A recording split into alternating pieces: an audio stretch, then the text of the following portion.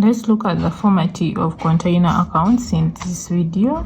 The first format we have is the format of container stock account.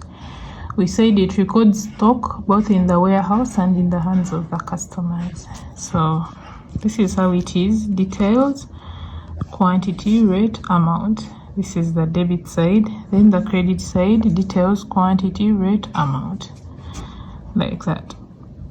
So it has a normal debit balance since it is a stock account. So we write the opening balance of containers that are with the company or with the premises, then with the customers. We write the quantity, then for the rate we use the depreciable value, the value of containers for stock purposes. We shall be seeing it in an example. Then for the amount, multiply quantity times rate to get the amount. Then on this side we also have new containers, also known as purchases,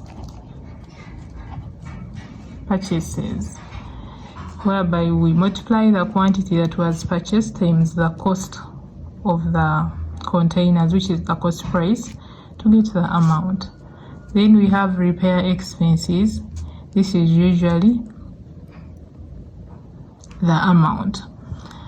So the reason as to why we are putting them this side, this is a stock account. Stock is an asset, current asset.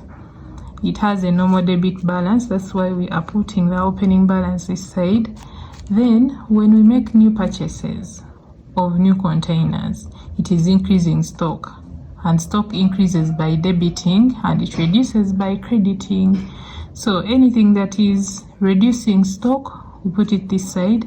Anything that is increasing it, we put it this side. So when purchases are made, stock is increasing. That's why we are putting it this side. When repairs are made, still stock is increasing. Then on the credit side, we said anything that decreases stock, we credit it. So scrap, when scrap containers are sold out, it means that the number of containers is reducing. That's why we credit it.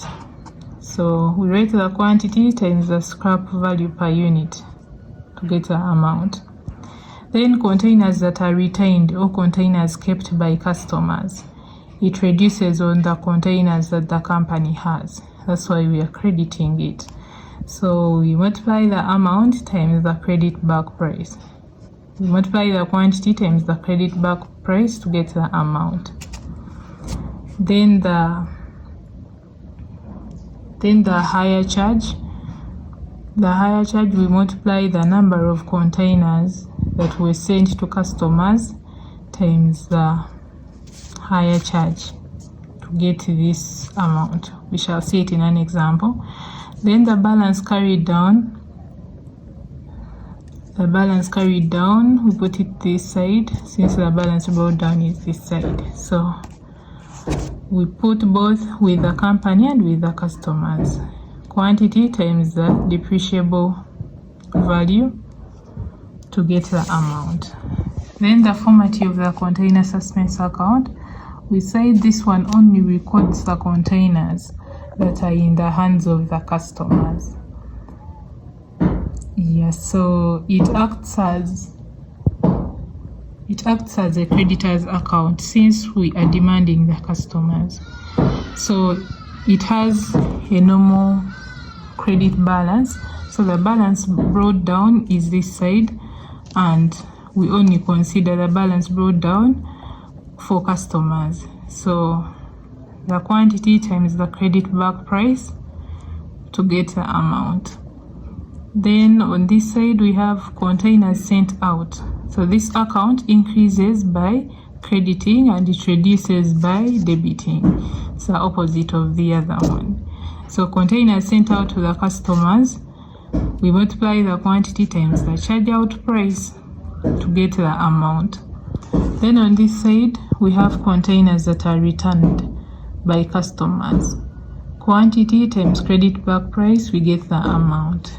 Then containers kept, quantity, credit back price, get the amount. Then we have the closing balance in the hands of the customers, quantity, credit back price, get the amount. Then after we get this column minus this column, and the difference between the two columns is what we call the hire charge. So for this suspense account, in the quantity column we only use credit back price, except for containers sent out where we use the charge out price. Yeah, so that is the formatting of container suspense account and container stock account. Thanks for watching.